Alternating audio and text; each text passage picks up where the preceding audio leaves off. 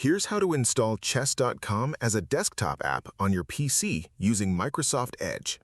This method requires Microsoft Edge specifically. It does not work in Chrome or other browsers because Edge is used to install Chess.com as a progressive web app on Windows. If you do not have Edge, download it from Microsoft.com. Open Edge and go to Chess.com. Log in with your existing account or create a free one. You can sign up with Google to speed up the process. Once logged in, click the three dots in the top right corner of Edge. Select Apps, then click Install Chess.com. Click Install to confirm. The app will install immediately with its own window, separate from your browser. After installation, you may notice the Chess.com icon is not on your desktop. To fix this, open the app, click the three dots again, go to App Settings, and click Create Desktop Shortcut. The icon will now appear on your desktop for instant one-click access anytime.